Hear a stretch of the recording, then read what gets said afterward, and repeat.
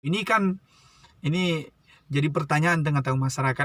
Sudahlah Pak, ayo fair lah. Jadi contoh yang baik lah Pak, gitu. Misalkan Bapak tidak bisa dikenakan seperti apa yang dikenakan kepada Habib Rizik, setidaknya kasih contoh, kasih logika yang baik tengah-tengah masyarakat ini. Agar apa? Agar masyarakat ini percaya kepada penguasanya. Kalau seperti ini, dugaan kuat saya Pak, ini masyarakat semakin tidak percaya dengan penyelenggara negara ini seperti itu. Kalau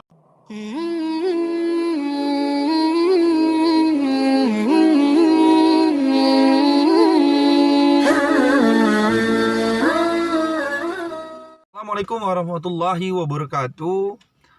Ini menanggapi terkait kerumunan atau keramaian yang disebabkan kehadiran Presiden Joko Widodo. Sebelum itu kita membahas terkait Undang-Undang Kekarantinaan Kesehatan, yakni Undang-Undang Nomor 6 Tahun 2018. Banyak ahli pidana, banyak ahli hukum yang menyampaikan penerapan Undang-Undang Kekarantinaan ini dalam bentuk sanksi itu tidak tepat. Karena mestinya ketika undang-undang dipakai, mestinya yang terjadi itu adalah ketika kebijakan yang diterapkan itu adalah lockdown. Namun faktanya di lapangan itu yang diterapkan itu adalah PSBB. Sehingga undang-undang karantina kesehatan ini tidak tepat untuk diterapkan. Dan diperparahnya lagi, atas dasar undang-undang ini Habib Rizik Syihab itu ditetapkan tersangka dikarenakan undang-undang ini. Dan juga para habaib dan juga ustadz dan ulama-ulama lainnya.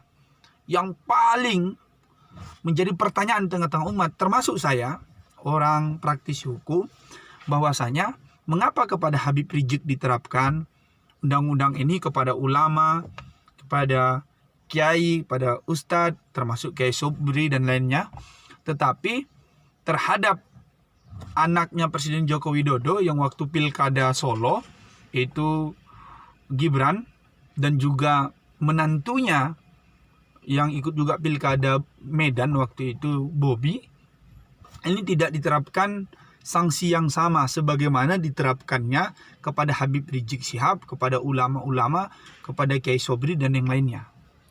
Tentu ini tidak fair, atau dalam hukum disebut sebagai equality before the law. Ini tidak terjadi.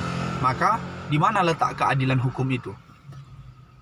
Yang selanjutnya, yang terbaru adalah adanya kerumunan, keramaian bukan dikarenakan menantu, bukan dikarenakan anaknya seperti yang tadi, malah Presiden Joko Widodo yang menyebabkan itu, yang seperti misalkan kunjungan kerja seperti itu yang terjadi di Maumere, Nusa Tenggara Timur.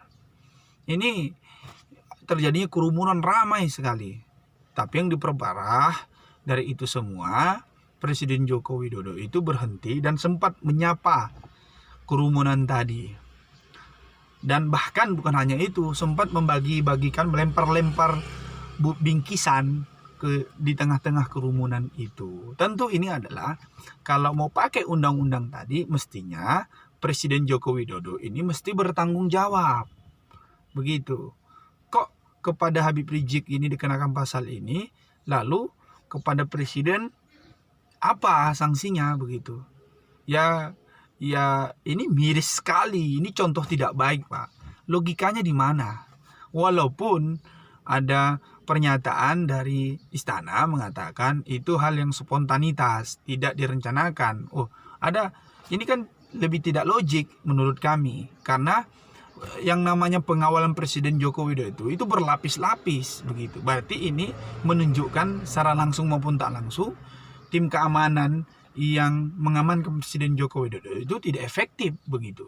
Yang kedua, mengapa mesti berhenti? Sudah tahu keramaian begitu malah berhenti begitu. Dan malah sempat menyapa dan membagikan atau melempar-lempar bingkisan itu. Ini jadi pertanyaan tengah-tengah masyarakat. Sudahlah Pak, ayo fair lah. Jadi contoh yang baik lah Pak, gitu. Misalkan Bapak tidak bisa dikenakan seperti apa yang dikenakan kepada Habib Rizik, setidaknya kasih contoh, kasih logika yang baik tengah-tengah masyarakat ini. Agar apa? Agar masyarakat ini percaya kepada penguasanya. Kalau seperti ini, dugaan kuat saya, Pak, ini masyarakat semakin tidak percaya dengan penyelenggara negara ini seperti itu. Kalau begini saja, yang terus dikasih contoh di tengah-tengah masyarakat, ya sudahlah, Bapak, ini kritik, ini saran ya Pak ya. Seperti yang Bapak sampaikan, ayo lebih aktif lagi, beri kritik, beri saran. Saya kritik Bapak, saya beri saran Bapak. Walaupun saya pesimis, kritik dan saran saya ini, terutama saran saya ini Bapak dapat terima. Tapi setidaknya saya menyampaikan apa yang saya pahami, saya menyampaikan terlepas Bapak terima atau tidak, tapi ini kewajiban saya untuk menyampaikan kepada Bapak adalah amar ma'ruf nahi mungkar. Wassalamualaikum warahmatullahi wabarakatuh. Allahu Akbar.